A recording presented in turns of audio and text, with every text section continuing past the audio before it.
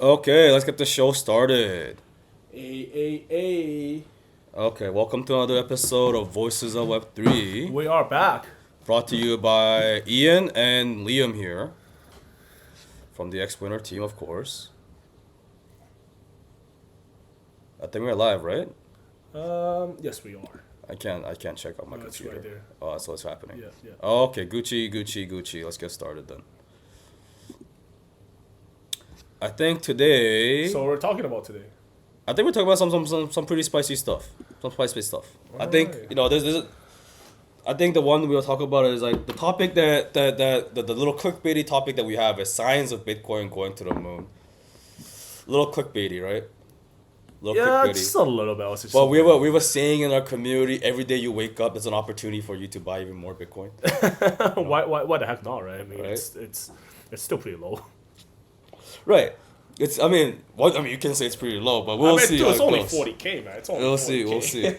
Anyways, yeah. So today we broke down the our format a little bit. I think from now onwards we're gonna talk more about the specific issue that has risen up in the past few weeks about in regards to cryptocurrency or Web3 or GambleFi or just anything that I want to talk about really. Nah, just whatever's Anything, trendy. Whatever's trendy. Whatever's trendy. Yeah. Whatever's trendy. We actually took a break last week because Much needed. One because I was a little sick. I'm still a little sick right now. Yeah. A little feeling under the weather. The second was that we were quite busy with our beta test and the launch, and then pretty much it was all hands on deck. Gotta Yeah. make sure that we catch all the bugs, make sure that the website and the testnet is working as intended, and I'm Yeah, happy to basically, so you guys will have the the best experience. yeah, and then I think we're happy to say right now it's looking pretty good. So if you guys do want to check out our website and then check out our testnet, feel free to do so. It's very easy. Just gotta go to our website www.xwinner.app, Yep. and then right here, Top right. Yeah, and then you can just launch our D app, and then it will take us to the testnet page, and all you gotta do is basically connect your wallet and then test it out. But that's not the main focus today, right? Yeah. The main focus today is first of all, we have two topics that I brought today. One is BRC-20. Woohoo! Sorry. Quite the hot topic, especially last few weeks. Uh-huh. And then our new Bitcoin president in Argentina, Yeah. Javier, I think his last name is Milei or Milei something. or whatever. Excuse know. our, accent. Yeah, I'm not Argentinian, so Yeah. I don't really know how to pronounce his last name. So Yeah. those are the two spicy topics today. So first topic is basically BRC-20. Is it a new opportunity for Bitcoin buyers? I mean, a lot of people made a shitload of money. A lot of people did make a lot of money. A and lot that of is people true. did go bankrupt. A lot of people did go bankrupt, especially when BRC-20 first came out for the first few weeks. Yeah, for sure. I think it. Well, I'm not a huge, not a fan, but I'm not really huge in BRC-20. But I know, correct me if I'm wrong. I think there's like the second or third wave of BRC-20 already. But I remember jumping in, back in July when Ordinal went through the roof. At that time, it was like I think it was, it was reaching like $10 at that time. I was like, holy crap, and this is a lot of money because I remember there was one of our core team member. He left, already, but I remember he told me, back in April when Yes. Ordinal came out. I think it was around really really cheap at that time, and then Yes. he told me to buy it. I was like, what the heck is a BRC-20, right? So I didn't really pay attention. So moving fast forward to July, and then it went up to $10, and he made a shitload of money, seven figures at least, right? And then I was like, holy crap, what the heck is that, right? So it's at that time it created quite a trend, around that time, and then I think right now is also pretty trending. oh yeah, it's Right here hottest on my note, I've written down the newest, hottest emerging asset type, but if I'm being honest, it's probably not the newest. yeah, it's not It's been out for a little a while. while now, yeah. But it's definitely one of the hottest emerging asset type in the Bitcoin market If not at the moment. the hottest. Yeah. And then it's called Ordinals. Don't confuse it with the Ordinal, the BRC-20, Yeah, the token. Yeah, the token. But Yeah. BRC-20, the standard, basically we call it Ordinals. Ordinals. Yeah. So yeah, it's quite interesting because I think this news article that I checked out, it says BRC-20 token have now actually the transaction volume for BRC-20 has surpassed the traditional BTC transactions. Oh, really? Which is actually quite insane because I didn't know I mean, there's the amount of hype and the amount of actual transaction that's happening with BRC-20 is quite crazy. That's probably the reason why we're seeing so many BRC-20 related news articles and posts on Twitter. Everywhere. Everywhere. Yeah. So I think for us to get to understand what the hype is about, why are people talking about BRC-20, I think we should understand BRC-20 a bit more, right? Yeah, for sure. I mean, so do your research. I mean, do the research first before you jump. Oh yeah, I mean, for that's sure. why we're here. Yeah, oh well, do I mean, like, your research. So yeah. So I pulled out some. I screenshot some of the things to help us understand a bit better. Yeah. Right. But what BRC-20 is basically, I think earlier this year, January 20th to be specific. There's a developer called Casey. Yeah. Right. My guy. Sure, your guy. Yeah, he found the newest way to create NFTs on Bitcoin, and this is what we're calling BRC-20, right? And then this opened up an entire new floodgate, a new wave of Bitcoin-based NFTs, and already we're seeing thousands and thousands of these kind of tokens flooding the market, especially in the Bitcoin network. Just check Unisats. I mean, there are a shitload of like whatever up there. Right? Yeah, the hottest one is we can talk about the hottest one, like the ordinals, or Pepe, so like that. Yeah. Basically, I think if we can break it down two parts, the ordinals itself. The first part is the ordinals, which is the system in which the protocol uses to order Satoshi, which is the smallest denominator of Bitcoin, or Sats, right? Yeah. In a way to create the non-fungible characteristic necessary for NFTs, and the system itself is not ordinals per se. It's just that the inscriptions, which is the second part, is actual content of the ordinal NFT. So this inscription could be either text, images, or videos, or any kind of other arbitrary data to be considered NFT. And this is what makes BRC-20 actually NFT, Bitcoin-based NFT. Right, basically that's how it works. Right. Yeah. So I think we're seeing some interesting stuff. So these are the top 10 trending, most trending BRC-20 tokens out there. Pizza, my man. Yeah. Do you see the tank? Yeah, I bought pizza. With all these numbers going up, mine's only the one that's like fucking dropping. I don't know. Oh yeah.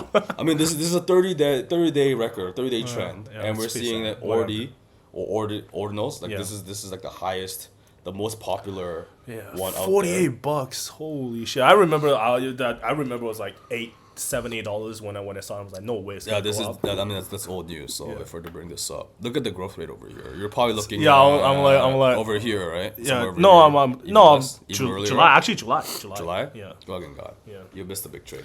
I know. Unfortunately, I'm not the one that's making banks. Otherwise, I won't be sitting here. Yeah. Unfortunately for me, you're sitting here with me. So yeah. So as I said, the Bitcoin mainnet developer Casey Radamore on January 20th gave birth to ordinal NFTs. And it's basically the latest way to create NFTs on Bitcoin. And the thing is, NFTs are not a foreign concept to Bitcoin. No.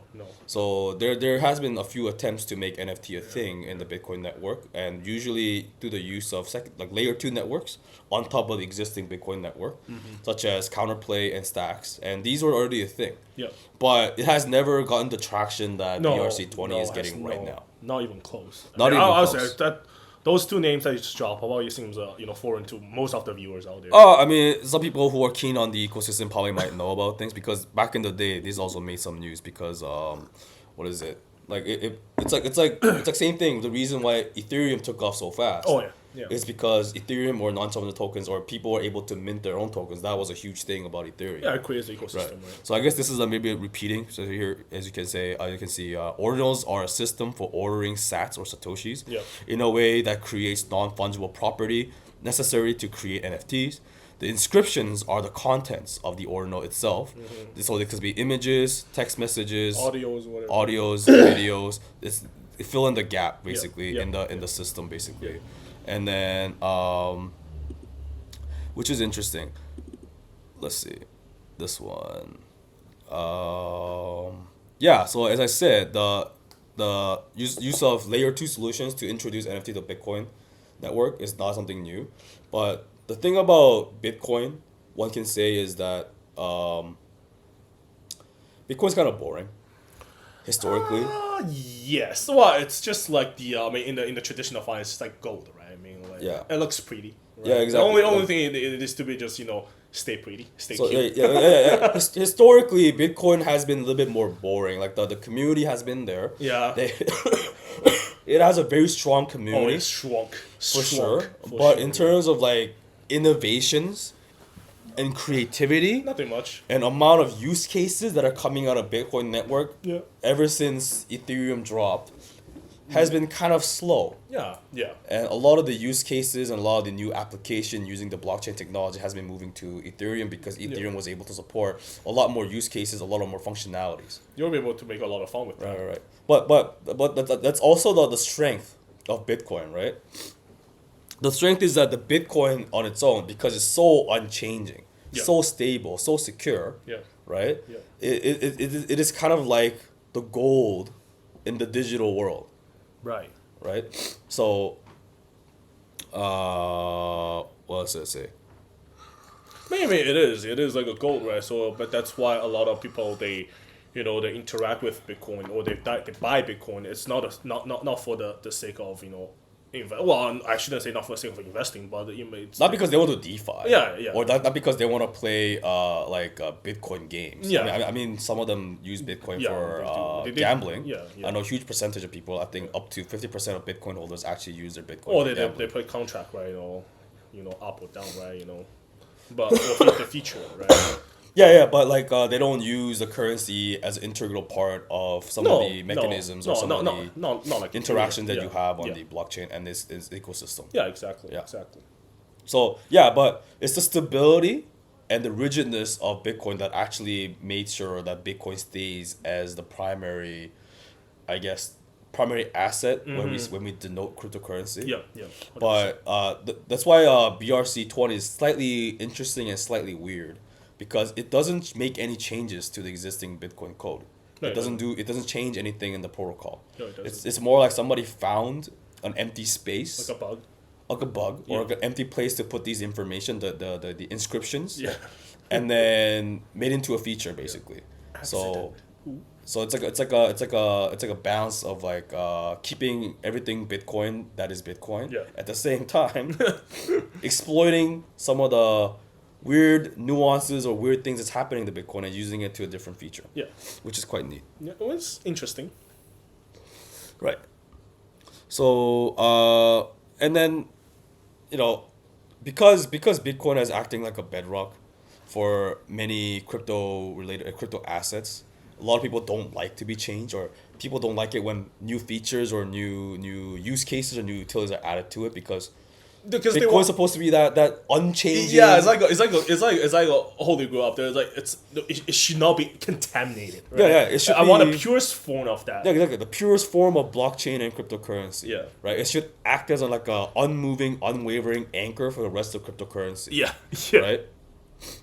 I mean, understandable, I'll say. But Yeah. And this characteristic brought Bitcoin the stability and the reliability that its followers like so much. Right. However, not gonna lie, it's a little boring. Well, I mean, yeah, it is. Right? Yeah, So it compared to the second gen or third gen Yeah. networks like Ethereum, Solana, Yeah. or any other layer Yeah. one solution that we got Yeah. out there, right? Yeah. Like Yeah, these like newer Solana. generations have come up with a new or different new architecture, Yeah. right? Supporting different ways to use blockchain, Yeah. like a new system or new mechanism for people to engage with the blockchain.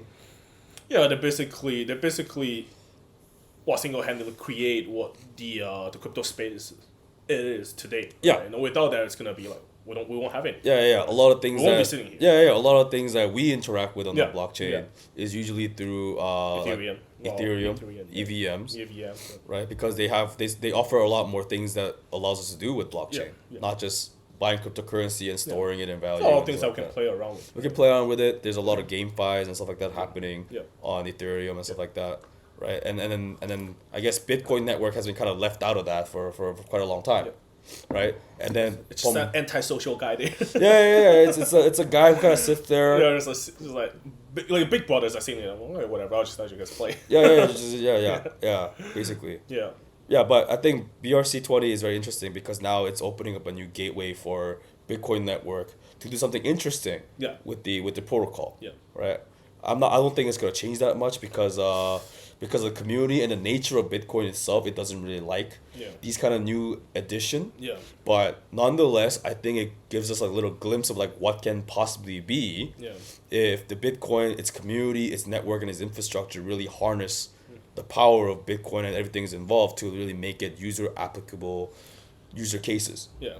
It's Right. like if I want to do it, I can do it. That kind of time. Yeah. Which is what like a lot of Ethereum is about. Yeah. A lot of Ethereum projects like, hey, I can do this, so I'm just gonna do it. Yeah. Exactly. Right. So,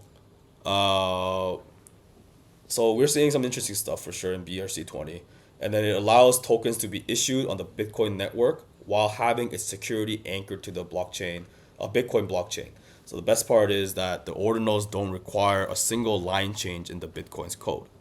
So these are the interesting stuff. So let's look at what it would mean in the future if this thing continue, right? If the momentum continues and then Like, everybody's buying into BRC-20, and after looking at this, more and more people are like, hey man, like I want to try different things with Bitcoin. I know it is what it is. Yeah. It has stayed the way it has been for a very long time, but now this is a precursor to many potentially new innovations. Kind of like glimpse into the future, where the future holds, and with the current trend that's going, and then if there's such a demand, right, and then what we can actually do. Yeah. So when Ethereum first came out, right, Yeah. its architecture and its ability to support a very diverse different projects, different applicants and use cases. When it got first introduced, right, it still took us time for the builders and people in the community to actually make use out of it. Yeah. Right? To make projects designed around the protocols and make use of it. And it took time. And I believe that this is probably what we're going to see in the Bitcoin community as well. Yeah. It's going to take some time. Man, it's not gonna happen overnight for sure. Yeah, but the community's there. Well, the community's right? there. The that's developers skipping. are already there. Yeah. And then I believe that projects in Ethereum or Solana, they have provided a good like references for the Bitcoin community to kind of follow through and see what they can do with the technology and the protocol. Yeah, 100%. Right. Yeah. So we already see some of the projects out there, key infrastructure connecting Bitcoin tokenization to the EVM chains, right, with multi-bit. Yeah. They're working on a project There's to no make bridge. sure a two-way bridge for Yeah. BRC-20 and ERC-20 to kind of interact with each other, like. Which is very neat, right? It's Yeah, very yeah. neat. I mean, like it directs the traffic from one to the other, right? And then Back and forth. back and forth. Back and Yeah, forth. Exactly. Yeah. Yeah. So I think we're seeing something that's similar to back in 2017 when Ethereum came to being. Yeah. We're seeing all these new things popping up, new ideas coming, Yeah. potentially new projects coming out. Yeah. So I like to say the new now the Bitcoin landscape is actually quite raw now. The wild west has now opened up again, right? I mean, some people are gonna like it, some people are gonna hate it, right? Some people, I think a lot of the Bitcoin purists is not gonna be a fan. Well, we want the legitimacy, right? Yeah. We want the legit ones. Yeah. So I think from now on and in the near future too, with this standard as probably one of the key starters, I think we're gonna see a lot more evolution, a lot more innovation happening in the Bitcoin space, because BRC-20 has positioned Bitcoin to become like a new type of innovation bedground, breeding ground. But it actually makes sense because it also provides the utility for all those tokens, being initiated on BRC-20, right? Otherwise, like, what would they do with that, right? I mean, right now, most of them are just like community tokens or which is meme like- coins. Which is like, It's hard to make why? use out of them. Why, right? It's like so being able to kind of like create an ecosystem, it adds utility to those tokens, and then and there's at least there's something they can do with it. Right? Exactly, the utility is not there yet. Yeah. Because this is such a new thing, and then it's hard to create functionality that hasn't existed, Yeah. especially in Bitcoin. Bitcoin does not support Yeah. these kind of utilization. Yeah. But maybe in the future, especially the bridging work between BRC-20 and ERC-20, the bridging work Much is needed. going to allow the meme coins or community coins derived out of Bitcoin community to actually interact with the applications or use cases that are already available on EVM networks. Yeah, 100%. I mean, like actually, like me personally, I want to see it happen because I bought like thousands of dollars worth of DeFi. There's a token called DeFi on BRC-20, and the reason why I bought it is DeFi, the name speaks for itself, right? Yes. Like if it's one day there's an ecosystem happens, in BRC-20, right? Yeah. And then the DeFi is gonna work on If you, BRC20. if you Then my add token's more- like, yeah, oh exactly. shit. If you I was like, add utilization yeah. avenues for it, then the value is probably gonna go up. I mean, maybe And now it's like sitting at 0. maybe for X winner, we can also consider Yeah, 100%. hooking some of the BRC-20 standards Yeah. into our currency. Yeah. So like they can use BRC-20 protocol currencies and tokens to actually place bets. Just want to show On a my platform. my DeFi. Any of you guys out there, it's at the lowest right now. DeFi, go for it. Not for audience. Not audience. What he's saying is it can only go up. It can only go up, man. It can only go up. It's already at the floor. But my biggest concern is that Bitcoin has its intrinsic constraints, right? Bitcoin is known for its low scalability and So expensive and slow transaction rate. That's super expensive for the gas fee. Man. Yeah. And when BRC-20 became a thing, Oh, like it was crazy because I let me pull this up too, right? So when BRC-20 meme coin surge has driven up the transaction fee on the Bitcoin blockchain network, it put the network's capability to the test. So the transaction fee for minting tokens using BRC-20 reached more than 151 BTC on May 9th. yeah. And which is almost a 40-fold increase from 4.3 Crazy. BTC on March 9th. It's crazy. So yeah, there's a visible limitation of Bitcoin network itself. And then if BRC-20 became a mainstream thing, like everybody's actually trading and making utilization out of it, Yeah.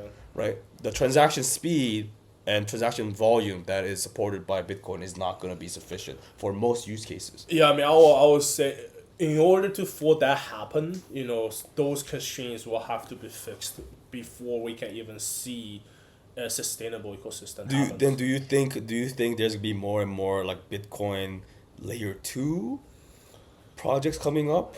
It can happen, man. Like when Ethereum first came out, are people thinking about like all those layer 2s that we have.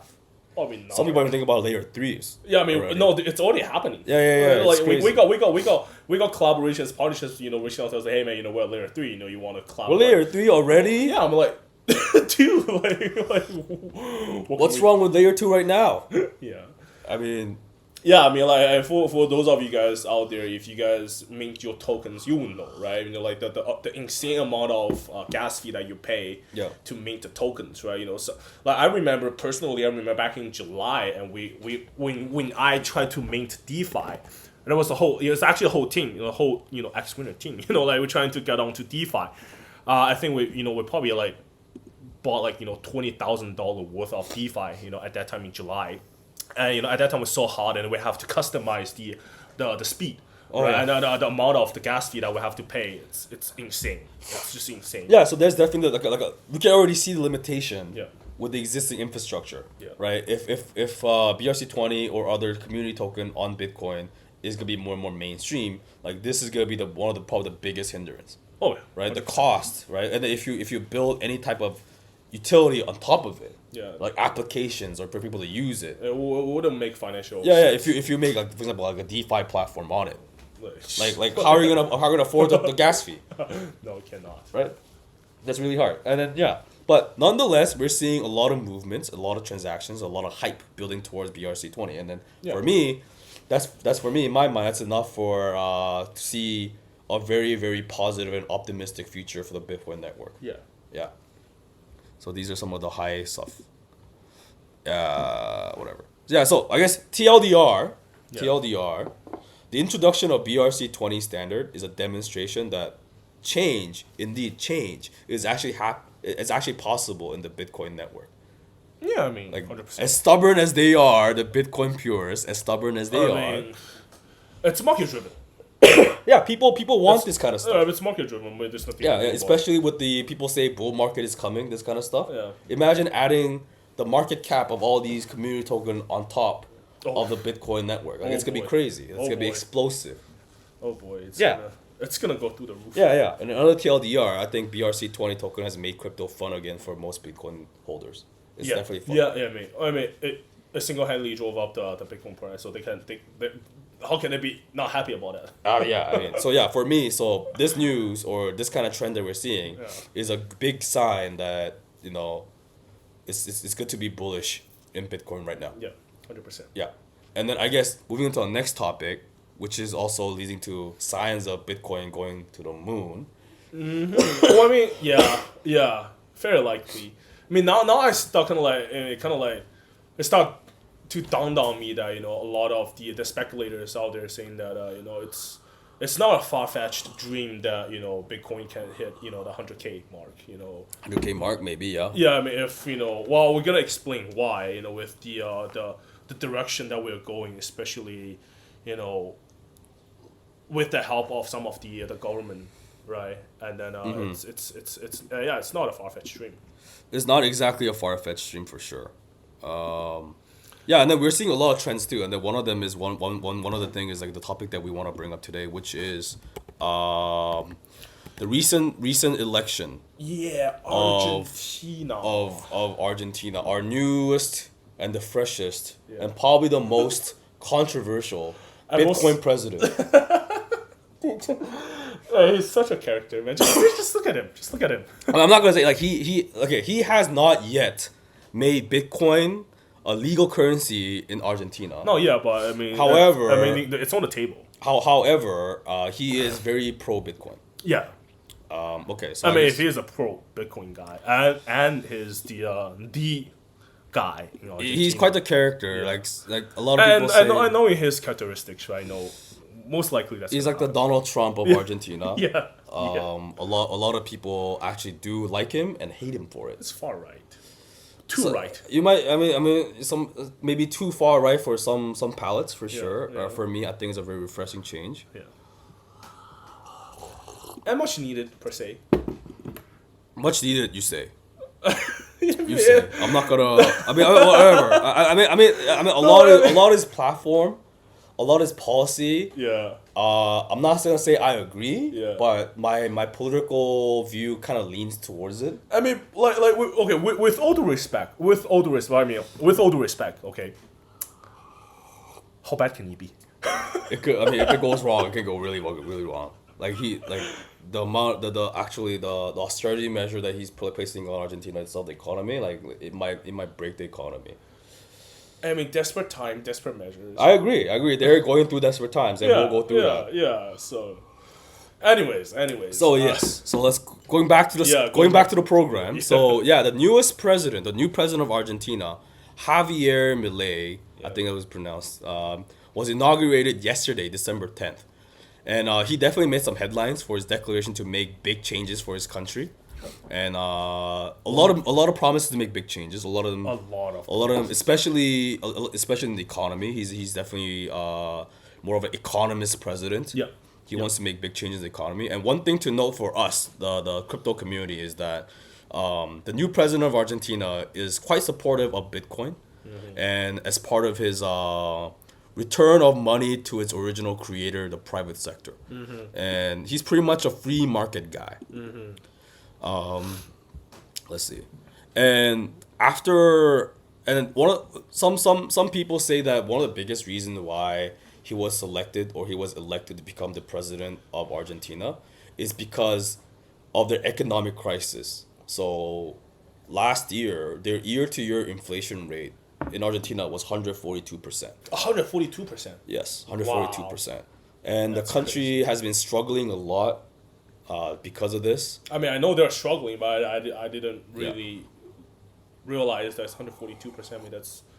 And this is true, I'm not going to say different, this is true to different extent. Yeah. In Latin America and South America, like the economy has not been very nice to the people, and then the inflation has been relatively high in general, and this has been pushing a lot of the citizens to actually pursue cryptocurrency, the stable coins such as USDT and USDC, as a primary currency for them to make day-to-day transactions. I mean, it makes a lot of sense, because given the inflation that's going at this point of time, and especially over there, I mean, it makes a lot of sense. It makes more financial sense. It makes sense. It doesn't take rocket science for me to realize, okay, well, if I put my money in a bank, next year it's gonna be halved. But what is interesting to me is that the government is actually okay with it. A lot of governments will not be okay with it. Like if the citizens decide that, hey, you know what, for example, I'm Korean, so if I were to use Korea for example, there's a lot of Koreans say, hey, you know what, I'm not gonna use Korean won. Yeah. I'm gonna start using the USDT as a primary currency for my transaction with me and my community. The Korean government's gonna be like, no. Yeah, I mean, I know what you're saying, right? But for us living in North America and Canada, right? I mean, it's just, it doesn't really make sense to me. It's kind of eye opening to see that the governments are okay with, their citizens using their, I would say because it's the issues are so severe over there. Yeah. The government has kind of conceded. That's just what I given up. Yeah, that's what I said. Desperate time, desperate measure. But there's nothing much they can do about it. Right? Yeah, exactly. Like whether they be okay with it or people are just gonna do it like people are still gonna do it. Yeah, people are gonna do it, right? Because they have no choice. Exactly. If your inflation rate is 150 every year, dude, goddamn, I'm not gonna use that money. I'm gonna GTFO. Yeah. Or I'm just gonna put all my money in fucking. I mean that's what happened a few years ago in Venezuela. People GTFO'd real hard. Yeah, I would GTF the heck. And then the choice of destination was actually Colombia, which is actually insane. they chose Colombia over Venezuela. I mean the people have given up. Move. It's a ball move. It's a bold move. Dude, it's a mad respect. But yes, like desperate time, desperate measures for sure. That's right? Real desperate, man. Yeah, but what's interesting to note is that so Javier won the presidency, and then the Bitcoin gained nearly 3%. Yeah. 3%. That's crazy. I mean, given how much Bitcoin is, yeah. Given how much Bitcoin is, for sure, that's a lot. So I mean, like I wouldn't say these are small, minor political events. These are definitely big political events because some countries' president is actually pro cryptocurrency. Yeah. But how many countries are out there who are not pro Bitcoin publicly yet? Imagine if half of the world actually collectively says you know what, Bitcoin, I like you. Yeah. Imagine how much Bitcoin price is gonna go up. Yeah. Let's just put a word out there. Mark our words. It's December 11th now, 4 a.m. in the morning. It's just Canada. One country in South America, right? They didn't even take Bitcoin as an official currency. Just say, oh yeah, I like Bitcoin. I think it's cool. Already 3% up, right? Yeah, 100K. When? There you go. Right. So I think this is some more information. Yeah, 3% increase cryptocurrency. I mean, Bitcoin specifically increased near 3% over the past 24 hours once it was announced that Javier was going to be president for Argentina. Yeah. And because he has a lot to say about the central bank. Yeah. For example, he says, we have to understand that the central bank is a scam. Right? What Bitcoin is representing is return of money to its original creator, the private sector. He said it himself, boy. He said it himself. He said it himself. Him, the president of a country, said his own central bank is a scam. What a guy. Right? I mean, he hasn't gone to the point of proposing to make Bitcoin as his legal currency in Imagine Biden saying that. We're going to see 30% increase in Bitcoin value. Holy crap. If anything, in my opinion, I think the Federal Reserve in the United States is more of a scam. Hot take. It's a scam. Holy crap. The amount of money they print. Ever since the real estate crisis in 2017. Dude, I shit you not. If he dares to say that, we're gonna see headlines tomorrow. By the way, Biden being fucking assassinated. By the way, if you see, one shot in the head, boom. Yeah, if you see on the news article that some random guy on Twitter broadcast hung himself, it's not. I didn't hang myself. Somebody came after me. Yeah. I will not hang myself. I mean, we better go to fucking Asia after this. Maybe that's a good idea. I think Canada's a little too close. Yeah, it's a little too close. Yeah, so I mean, a lot of these South American countries had a lot of issue with the inflation rate, with the money supply issue has been plaguing their economy for quite a long time. Yeah. And this is just in trend. Argentina having a very pro cryptocurrency president, this is definitely not new. If you look at the president of El Salvador, right? This guy. Oh. I think his name is Bukele or something. Of El Salvador. Yeah. He was actually the first president who made El Salvador the first country in the world to use Bitcoin as legal tender, as an official currency. That's a while back, right? I think I heard about this. This was a while back. Yeah. 2021. Oh, 2021, yeah. And then he put a lot of the government, the country's money, into a Bitcoin portfolio, and then he got trashed so hard for that because if you remember, I mean, yeah. 2022. Yeah. It went like bananas. Like It went, just like it tanked. crazy. It tanked tanked. like a It tanked, tanked right? Just like bananas. your NFTs. Yeah.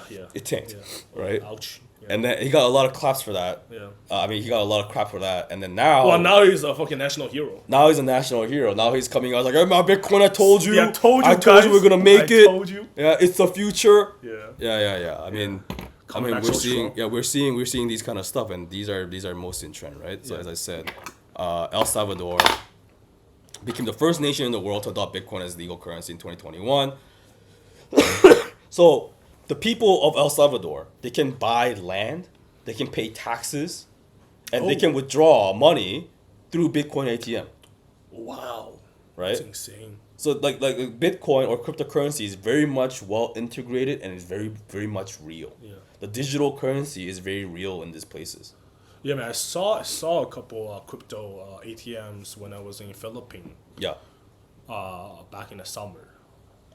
And I was like, Yeah. There are some Bitcoin ATMs, Yeah. but though in the world, especially they go to Middle East, Yeah. and some places in Asia, but those are more like a novelty thing. It's like, oh, it's neat, I can buy Bitcoin or like that kind of stuff, right? It's pretty cool. But like for some countries in South Asia, South America, like this is just way of life. Because you don't trust You your don't, I mean, you don't trust your banking system. you don't trust your pesos, man. You don't trust your bolivars or whatever currency they use. Even the president said their central bank is a scam. You don't trust your currency, so they prefer to use U.S. dollar. That has been historically the case. However, for everyday people, there's limited ways for you to get U.S. dollar. Like, Yeah. I mean, there's a limited amount. There's a finite amount of USD that you can withdraw.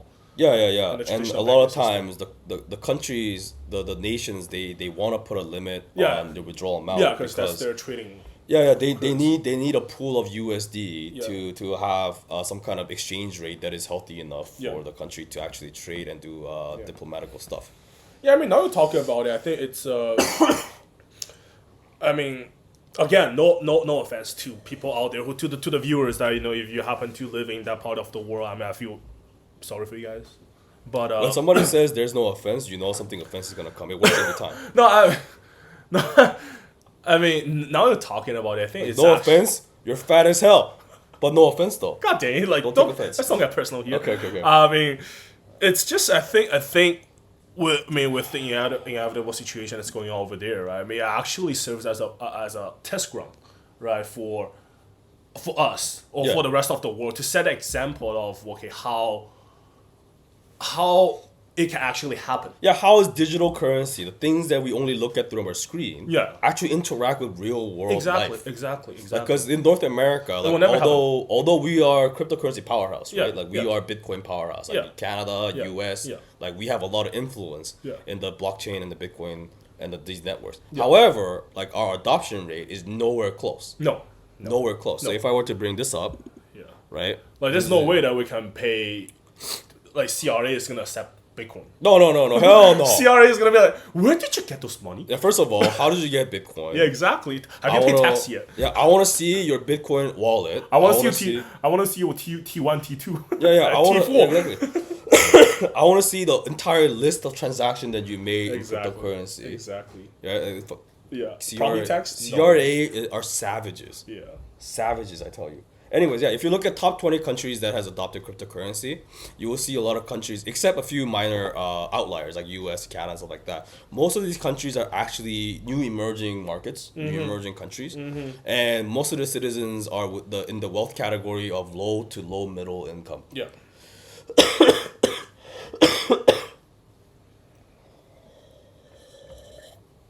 So what does it say? I think this says like Bitcoin or cryptocurrency in general, and then it goes with the mission that cryptocurrency is. It giving the bank is giving the financial institution to people who have no access to financial institution.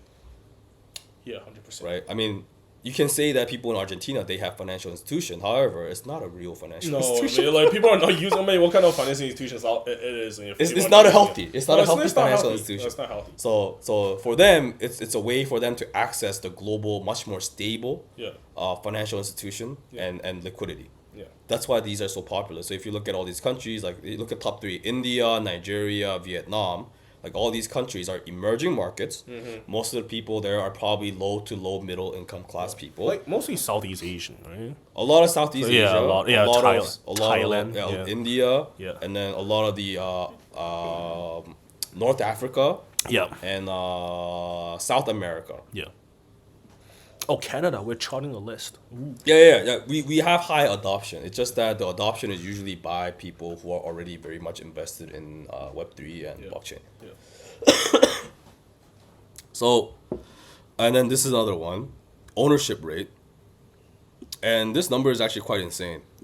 Because this goes back to what I said, right? Like the percentage of crypto ownership in Latin American nations, like Argentina, 21%. Wow. Colombia, 15%. Wow. Chile, 14%. Brazil, 13%. Brazil is also a huge player. Oh, yeah. Right? And these are, the ownership is like higher than powerhouse nations, like our like blockchain powerhouse nations, like US, 10%. China, 7%. Wow. All those legal. I don't know how. I mean, those are probably not legal. I don't know how number came to be. Like, we just want to leave. Yeah, we also hear news about UK. They're going really, really hard on cryptocurrency. Yeah. Nowhere to be seen. Yeah. Same thing in Japan. They're going really hard on cryptocurrency. 4%. Only 4%. Yeah. Right? So it's a perfect combination of weak national currency, very dependent on dollar, and political instability, which usually is synonymous with South America. Yeah. And then a lot of different various other reasons in combination makes cryptocurrency so attractive for these people. Yeah, I mean, it's necessity driven, right? To a lot It's of borderline necessity. It's things. borderline It's necessity. borderline necessity, right? For example, you have $100 now, Yeah. and tomorrow your $100 could be worth nothing. 40. Yeah. You still have the same $100. It's just that you can buy probably $40 worth of groceries next day. Exactly. Yeah. Which just in that case, like you're not gonna keep your national currency. No. You're gonna sell it off and you're gonna get some other currency. Or it could be gold, it could be USDT. Yeah. So that by doing that, the demand for your national currency, your fiat currency goes lower and lower and lower. Yeah. The inflation goes higher and higher and higher. Your currency devalues faster and faster and faster. It's like a cyclical thing that happens and it just destroys your... I mean, it's a downward spiral. It's a downward spiral, exactly. Yeah. So yeah, there's another thing. I mean, the inflation is high. There's few different numbers from here and there. Yeah. It's because people lost trust in their currency, right? Like because high inflation is probably the most like realizable, most touching, most feelable thing. The inflation. I mean, it's close to heart. It's very close to heart. I mean, it's close to your wallet. It's very close to your wallet. It's close to the wallet and to heart, right? Yeah, when your year to year or year on year inflation is hitting rates of like 100%. Yeah, dude, my hard-earned income halved. Yeah. Like you lost motivation pretty much in life. Yeah. I think when Javier, the new president of Argentina, was giving an interview about printing money, the whole idea of printing money. Yeah. When you print money, the first benefactor, the person who profits the most is the government. Yeah. Because they print the money and they spend it. Yeah. Right? So the first one, they're the first one, so they make use of that money the most. Yeah. But once that money is released to the market, it devalues because now there's more money in the market. Yeah. And then the businesses usually who get the funds or who uses the borrowing to get the money, they go second hand. Yeah. So they get the most profit out of that. Yeah. By the time it goes to everyday people, after it goes to multiple hands and multiple transactions, by that time that money already has lost most of its value. Yeah. So the people on a day who live day to day, who live paycheck to paycheck. Hey, John Doe, I'm talking about. Yeah, the John Does, right? Yeah. Like they are the one who loses out the most when it comes to money printing schemes. Yeah. Right. Yeah, I mean that goes to show. I mean, the character of Javier, right? Because he knows that, and I guess also a little bit politics here. Like the how he can actually get elected, right? Because he's trying to solve the problem that it actually pays. Yeah. A lot of most of the citizens, right? Yeah. They're trying to figure out a way that how I can solve this issue. Yeah. He can, I think he can voice these kind of opinions because he's not a career politician. No, he's not. He's No. more like an outsider. Yeah. And then he's coming as like, hey man, like these are all these problems, and politicians are never gonna fix it. Yeah, just like Trump. Yeah, because the politicians actually benefit Yeah. from this kind of like Yeah. fiscal policies. Yeah. That's why I mean, as much as a clown that Trump is, I mean, okay, hey, sorry, Trump, you know. But you know the stuff that he raised, right? You know, like okay, you know, making America better again, greater again. You know, like trying to reduce the unemployment rate. All those issues are kind of like connected, are touched by the people on a daily basis, right? So Yeah, some of the stuff he says are quite relatable for people who are having a hard time. yeah, exactly. And this is also very much true for people in El Salvador. With the actual official Bitcoin president and the new up and coming president in Javier. Yeah. And then I think we're seeing some movements, interesting movement for sure. 100%. So yeah, and then it's the high inflation, the excessive money supply because historically, central banks they increase money supply or print money to increase the amount of money that's circulating in the economy. And this is basically to promote banks to lend and business to borrow so they can kind of get the economic growth started. However, the problem occurs when economic growth cannot keep up or absorb all the new money supply that is being introduced into the circulation. And if they cannot solve it, if the economic growth cannot absorb all that stuff, then it results in inflation. Yeah, exactly. And yeah, so basically we can say that a lot of these countries who are going through tough inflation problems in these countries in South America, they have lost faith in their currency's ability to retain value over time. And we can also say that the high inflation is actually outpacing people's ability to pay for goods and services and the economy's ability to increase its productivity on pace. Yeah.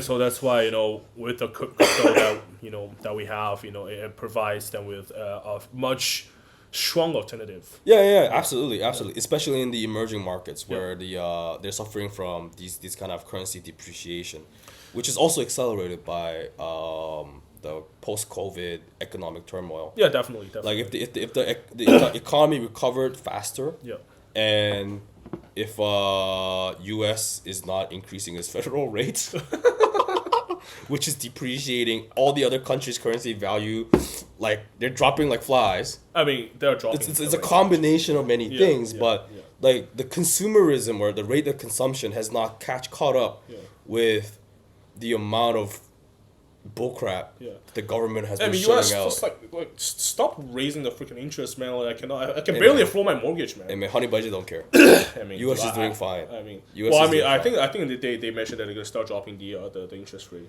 Probably gonna happen. My opinion, I don't think that's gonna happen until later next year. Yeah, I do think- it now. No, Do it now. see, we want it now because I don't know if any of you guys live in Canada. Dude, the mortgage is hitting like 6-7%. Like, who the hell's doing that? Canada is inflation hell. Yeah, I mean, it's It's crazy. inflation hell. It's crazy. I remember when we go out for dinner or whatever, it used to cost us like maybe $25 per Yeah, person, yeah, now it's like including $100. tax and including tips. Yeah. $100 is exaggeration, but it's more like $40. Yeah, it's $40. $40. Dude, it's 100% inflation right there. Goddamn, it's pretty fucking high. Yeah, It's pretty high. that's crazy. Yeah, That's but crazy. yeah, for a lot of these countries in South America and probably for some other emerging economies, crypto asset or cryptocurrency is probably the best alternative to retain value. Yeah. Yeah. I mean, this might sound cliche, but like as the industry, not pioneer, but like as an industry builder, right, or developer, like I always say, it's touching to see, how, a leader like them can actually relate the crypto, which is like you said, it's a digital thing, to the actual, day-to-day, life, right? Yeah. So I think it's an honorable approach and honorable way to kind of like connect the dots. Yeah, because like I completely agree with you because for countries like Canada, a majority of the world, right? Like Bitcoin has been a thing for a while. Cryptocurrency has been a thing for a while. Everybody heard of them. It's a household name. Yeah. However, Yeah. like we don't really see it in real life. It's not relatable. Only exactly. It's Only not people relatable. who are in the industry or Yeah. people like who mingle with cryptocurrency, they're the only ones who actually care about these kind of stuff Yeah. and keep up to date. Yeah. However, for these countries, Yeah. like it's a very much day-to-day thing. Exactly. Like it's very much part of the normal life. Cryptocurrency has basically become a crucial part of how they make transactions, Yeah. how they think about money. Yeah. Right? And then the reason why that is the case is because look at this. This actually surprised me a lot. Yeah. So, small retail transaction less than $1,000. Yeah. If you look at the amount of transaction that happens for Venezuela, 1/3 of transactions less than $1,000 Yeah. is actually done through cryptocurrency. Which is 1/3. It's mind blowing. It's mind blowing. It is right? mind blowing. Argentina 30%, Brazil almost 30%, Mexico 20%. We're getting there. Mexico, you probably get a lot of dollars. Yeah. The reason why, the reason why cryptocurrency is so attractive is because 3 reasons. One, the stable coins they usually use, USDT, USDC, and USDD to some extent, Yeah. right? They're pegged to the US dollar, which is considered to be, right now, one of the most stable fiat currency that's available. It's a gold of fiat currency. Yeah, on the global market right now, right? It's the gold standard of currency, fiat currency that we have. Yeah. I don't like US dollar, but it is what it is. I mean, you're too expensive. Yeah, and then it is already a preferred fiat currency or Yeah. preferred currency in many of these regions. Yeah. So a lot of these countries are not willing to take their own national fiat currency. Yeah. They much rather deal with US dollar. Yep. But cryptocurrency or USDT, it's just another variation to it, right? But they have additional benefit, which is that they are digital. Yeah. They're much easier to store. Yeah. They're much easier to transact, and they're much highly accessible. Yeah. Right? You can just make transaction through your phone. Yeah, You don't have to pretty bring much. cash around. Yeah, pretty Cash, you can probably get robbed, especially crime rate that high. I have it down there. Sorry, guys. It's pretty high. like offense, no offense. But I mean, Wow, you know offense, that's gonna. it's pretty high. Yeah. Like I would not feel comfortable carrying like $200 No. in my wallet, walking around by McDonald's. No. If no, they have no, in McDonald's. Colombia. They probably have McDonald's. Not in Colombia, not in Mexico. Cancun is nice. Yeah, because it's walled-in city. Oh yeah, true. True. And thirdly and lastly, I think we briefly touched on this. A lot of the countries do not. They put a limit on how much dollar you can Yeah. purchase. Yeah. Because many reasons. Yeah. And if you go through cryptocurrency, there is no limit. That's why the cryptocurrency is so attractive, Yeah. right? Yeah. And then I think you brought up this one too, but like it's very interesting because with Latin America being such a hotbed Yeah. for everything crypto related, Yeah. and crypto being such a close connection with real life events, Yeah. like we're seeing a lot of the crypto events, the biggest events in crypto world, Oh yeah. are actually happening in Latin America. Yeah, I mean- a lot of the big players are in Latin America. Yeah, I remember our big buddy, our BFF, Chainlink, was doing pretty decent sized events over there. Yeah. Because that's probably the closest thing to like listening to how cryptocurrency is affecting just everyone's lives, Yeah. day-to-day basis, Yeah. right? Yeah. One good example is like I think Nubank Oh yeah, New from Brazil. Oh yeah. Yeah. Right? I remember when it was nothing. Like even the traditional financial institutions, Yeah. traditional financial players Yeah. are actually looking at South America Yeah. as a good experiment or as a good case study Yeah. to see how the newest cutting edge fintech Yeah. in the blockchain space like DeFi Yeah. is performing Yeah. in the real world market scenarios. Yeah. So Warren Buffett, he put down initially 500 mil, Yeah. and then he's like, you know what, this is a good investment. I'm gonna put another 500 mil. Yeah. Probably cost nothing to him, Yeah. Yeah. but Too deep that's of pocket. 1 billion is a lot of money in the crypto space in any project. Yeah. Imagine Dude, somebody give us 1 billion for X winner. Oof. We can probably make an entire like metaverse of casinos. Like we'll probably make like Yeah. like virtual Yeah. Macau plus Las Vegas Yeah. combined and more. Yeah, I will call up our CTO. Yo, layer 2 tomorrow. Our own Layer 2, you know what? Layer 2 is Yeah, good. You know yeah. what? Also prepare for layer 3. Yeah. Yeah. It's gonna be crazy. Yeah. Like it's gonna be crazy. Like but online chip coin system. Yeah. Yo, tomorrow. it's crazy. Yeah. So I mean, like a lot of the traditional big players are also like keeping a very close eye Yeah. on South America, see what's going on, because they are truly a great market analysis and market research. Yeah, 100%. I mean, that's why I say no offense, but yeah, I mean, good for you guys. I mean, Yeah. I mean, like, we do benefit a lot. You know, we want to see how we can actually, incorporate crypto world with the real world, The right? real world. The real Yeah, world, I mean, I will say, I mean, as like. I mean, maybe a lot of people can call this bullshit, but like as an industry, developer, like well, I do see that the future, being the whole the real world and the crypto world being intertwined together, right? Yeah, and then I think a lot of more new projects, new talents, and new opinion leaders are gonna come out from this area because these people are probably gonna be much more educated. Yeah, like you know what, guys, like. Much more familiar with the whole I mean, like, blockchain-related stuff. Yeah, I mean, we can mock those, regions, those people down there as much as we can, right? I mean, with all due respect, right? But like, you know what? Soon after, I mean, very soon, we're gonna see, those people are gonna come out, even like, maybe like, they're gonna be the industry leaders because they're gonna be the industry. Yeah, exactly, right. Because they have much more experience. They have much more. Their sample size a lot bigger. Sample size is bigger. Yeah. But also like they're so integrated. Like everybody is so integrated with cryptocurrency and the ecosystem. Yeah. Like everybody's familiar with. It's like similar to like you and me. We're born in the internet generation. Yeah. So internet is like. There's no educational barrier. Like there's like we have to learn nothing. Yeah. Like we just interact with it on a daily basis. Yeah. Like think about like our previous generation. Yeah. Like they have to parents. learn. Yeah, they have to learn. Yeah. And they still don't know. Yeah, they still don't know. Right? But today like, we take this for granted because like the internet is so easy to me. It's like so natural for us. Yeah. But for kids who are growing up in these regions, like they're gonna grow up with DeFi just like default. Attached to it. It's like What's cash? What's cash? Yeah. Like I got why would I spend money? I'll just take my money and then Yeah. use the liquidity yield to buy myself some nice snack. Yeah, or exactly. Buy myself a meal. Like what's a mutual fund? Yeah. What's mutual fund? Like Yeah. like does your company have like liquidity pool that I can stake? Like like that's the conversation that's gonna happen. Yeah. Right. I mean, I mean, it's interesting that the era. We're gonna see a lot more diverse use cases using blockchain technologies to resolve like the problems that we see in the real world. Yeah, rightfully so. I mean, I'm actually very happy to see what's going on down there. I mean, to see people actually put crypto in a good use. Unlike when I talk to my parents about what you're doing, I'm like, oh, crypto stuff. Wow, that's a scam. Oh, I mean, absolutely, yeah. That's a scam, right? I mean, like that's the first thing that pop onto older generations. Or like, oh, you're drug dealing.